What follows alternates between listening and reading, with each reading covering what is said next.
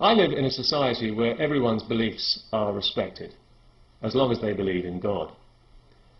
But despite that, there are still some good reasons to be an atheist. Personally, I like the hours, 24/7.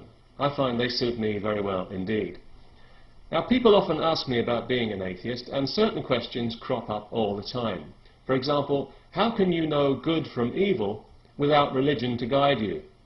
Well, that's just the point, isn't it? Religion does guide me. Most of the things I see religion do, I think are evil. And I find that's a pretty useful benchmark.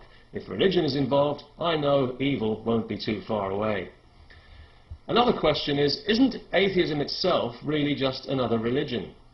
Well, I suppose atheism is a religion in the same way that creationism is a science, or Islam is a religion of peace. In other words, when language no longer really means anything.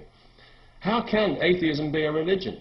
Who do we worship? And who's going to kill us if we don't?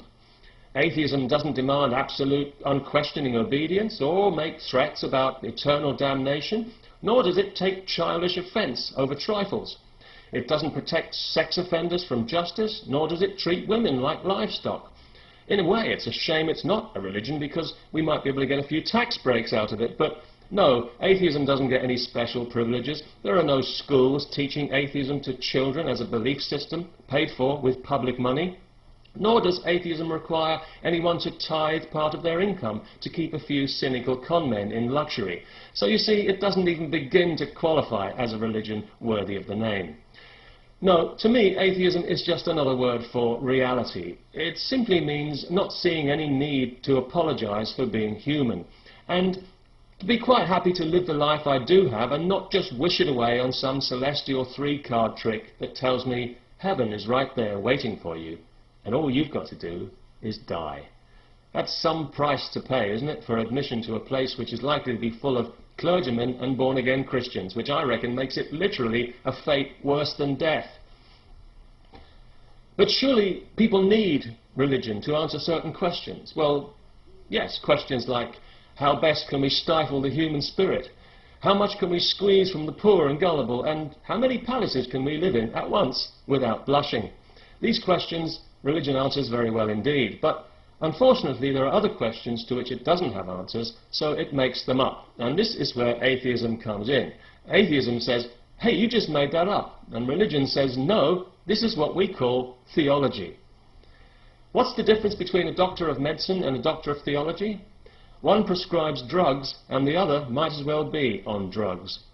A theologian is somebody who's an expert in the unknowable and has all the qualifications to prove it. Yeah, a real specialist. And this is why I think that the question we should be asking is not whether atheism is a religion, but why is theology regarded as a branch of philosophy and not as a creative art? Because it is very creative. You can dress your God up in whatever set of the king's new clothes you like. And it must be great fun for all concerned. But personally, I don't see any more reason to teach it in universities than there is to teach astrology. Okay, we get it. You don't believe in God. But at least religious organizations do a lot of good work, especially in the third world. Surely you can't knock that.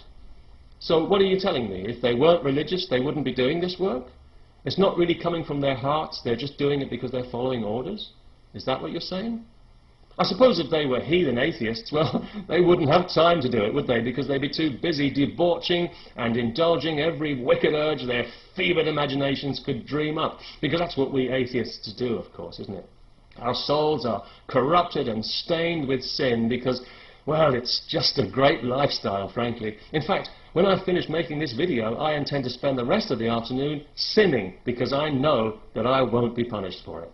In fact, I'm getting so excited about it, I think I'll stop right now. So, peace to everyone, especially to all heretics, apostates, and infidels. Io non ho voglia di ascoltarti, prete, non hai il diritto di insegnarmi niente. Se provo ad inventare, raccontare favole per addomesticare le paure della gente, non ho bisogno più di credere a un prete. Se la Madonna piange sangue e noia, se bravo e fai di tutto per alimentare, per tenere in piedi la bugia più grande della storia. La bugia più grande della storia. La bugia più grande della storia.